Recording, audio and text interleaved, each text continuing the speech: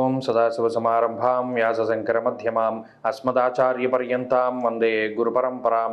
జ్యోతిషాస్త్రాన్ని భావితరాల వారికి ప్రసాదించిన ఋషుల యొక్క పాదపద్మాలకి నమస్కారం చేసుకుంటూ, అలాగే నాకు ఈ జ్యోతిష విద్యను నేర్పిన గురువర్యులు జ్యోతిష బ్రహ్మ కీర్తిశేషులు శ్రీ ఏరంకి సూర్యనారాయణమూర్తి గారు, సూర్యశ్రీ దైవజ్ఞ గారి యొక్క పాదపద్మాలకి నమస్కారం చేసుకుంటూ, ఓం శ్రీ మహాగణాధిపతి నమః, శ్రీ గురుభ్యో నమః, హరి ఓం. వీక్షకులందరికీ నమస్కారం. సింహరాశి వారికి ఈ వారం మిశ్రమమైనటువంటి గ్రహస్థితి గోచరిస్తూ ఉన్నది. ప్రత్యేకించి ఈ రాశి వారికి కుజచంద్రుల యొక్క అనుకూలత మాత్రమే, 2 గ్రహాలు అనుకూలంగా ఉన్నాయి. అయితే గత వారంతో పోల్చుకుంటే జన్మరవి యొక్క దోషం ఈ రాశి వారికి తొలగిపోయినది. గతంలో యోగించేటువంటి శుక్రుడు కూడా కొంత తప్పుకున్నారు. ఇప్పుడు శుక్రబలం కూడా తక్కువగా ఉన్నది.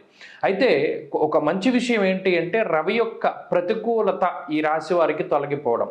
రాస్యాధిపతి అయినప్పటికీ కూడా గోచార రీత్యా ఆయన ఇచ్చేటువంటి ఇబ్బందికరమైనటువంటి ఫలితాలను ఇస్తారు. ముఖ్యంగా అనారోగ్య సమస్యలు, ఆ స్థితి నుండి ఆయన దాటిపోయారు కాబట్టి ఇప్పుడు శరీర ఆరోగ్యం అనేటువంటిది మెరుగుపడుతూ ఉంటుంది. లాభంలో ఉండేటువంటి కుజుడు కూడా దానికి ఉపయుక్తంగా ఉంటారు. అంటే ఆరోగ్యం ప్రధానంగా ఈ రాశి వారికి అభివృద్ధి చెందుతుంది ఈ వారంలో. ఇక వక్రించినటువంటి శనేశ్వరుడు, దశమంలో ఉన్నటువంటి గురుగ్రహము, మరీ ముఖ్యంగా జన్మ బుధుడు, ఈ స్థితిగతుల వల్ల ఈ రాశి వారికి ఏం చేయాలో అర్థం కానటువంటి పరిస్థితులు ఉంటాయి. 1, 7, 10 స్థానాల యందు ఉండడానికి గ్రహాలు ఉన్నప్పటికీ అవి మీకు ప్రతికూలంగా ఉన్న కారణం చేత ఏ నిర్ణయం తీసుకోవాలి, ఎలా మాట్లాడాలి, ఏం మాట్లాడితే ఏం తగు వస్తుంది, లేదా ఏం మాట్లాడితే ఏ సమస్యను మనం పరిష్కరించుకోగలుగుతాం అనేటువంటి వాటి మీద అవగాహన ఉండదు. సాధ్యమైనంత వరకు అటు ఇంట్లో సభ్యుల మధ్యలో ఏదైనా మాట పట్టింపులు వచ్చినా మీరు చెప్పలేకపోతారు, ఎవరి వైపు మాట్లాడాలో తెలియనటువంటి పరిస్థితి. కాబట్టి సందిగ్ధావస్థ అనేటువంటిది ఈ రాశి వారికి కనబడుతూ ఉంటుంది. ఈ వారంలో నిర్ణయాత్మకమైనటువంటి శక్తి లోపిస్తుంది. ఆత్మవిశ్వాసం కొంత తక్కువగా ఉంటుంది. మరీ ముఖ్యంగా శారీరక శ్రమ అధికంగా ఉంటుంది. అయితే 2వ స్థానంలో ఉన్నటువంటి రవిగ్రహం నిష్ఫలం కృషి వాణిజ్య అన్నారు. అంటే ఎంత కష్టపడ్డప్పటికీ ఫలితం అనేటువంటి దాన్ని తగ్గించి ఇస్తారు కాబట్టి కొంత తక్కువగానే శ్రమ పడుతూ ఉండడం చెప్పదగినటువంటి సూచన. బ్రెయిన్ అంటే మన యొక్క బుర్రని ఉపయోగిస్తే మనం పనిచేసేటువంటి ఆ సామర్థ్యత పెరుగుతుంది, ఆ శ్రమ అనేటువంటిది తగ్గుతుంది అనేటువంటి విషయాన్ని దృష్టిలో పెట్టుకోవాలి.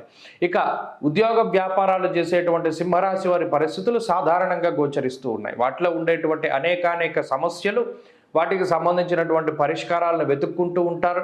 దానికి తగినటువంటి విధంగా మిమ్మల్ని మీరు మార్చుకుంటూ ప్రయాణం చేస్తూ ఉంటారు. కానీ ఎప్పుడూ కూడా ఒక సమస్యకి బాధపడడం, భయపడడం అనేటువంటిది మాత్రం సింహరాశి వారి దగ్గర ఉండదు. అది ఈ వారంలో కూడా కనబడుతూ ఉన్నది. ప్రత్యేకించి విద్యార్థులకి గ్రహగతులు చాలా అనుకూలంగా ఉన్నాయి. దూర విద్య, విదేశీ విద్య, పోటీ పరీక్షల్లో మంచి ఫలితాలను సాధించగలుగుతారు. అంతేకాక స్త్రీలకు ప్రత్యేకించి ఈ గ్రహస్థితి కొంత మానసిక అశాంతిని కలగజేస్తుంది. ఆర్థిక సంబంధమైన ఇబ్బందులు రావు, కానీ ఎక్కడో ఒక చోట మనం అనుకున్నది సాధించలేకపోయాం, లేదా పలానా ఫలితం ఇంతకన్నా ఎక్కువ వస్తుందని అనుకున్నాం అనేటువంటి ఆలోచనలు ఎక్కువగా ఉంటాయి. సింహరాశి వారి వారంలో మరింత అనుకూలమైనటువంటి ఫలితాలని సాధించడానికై సప్తమ శనేశ్వరుడు, అష్టమ రాహు యొక్క దోషాలను తొలగింపజేసుకోవడానికై కాలభైరవ ఆరాధన అధికంగా చేస్తూ ఉండడం చెప్పదగినటువంటి సూచన. ప్రతినిత్యం కాలభైరవాష్టకాన్ని పఠించండి. ఈ వారంలో కలిసి వచ్చేటువంటి రోజు మంగళవారంగా చెప్పవచ్చును. అదృష్ట సంఖ్య 2, అదృష్ట వర్ణము లేత ఎరుపు రంగు.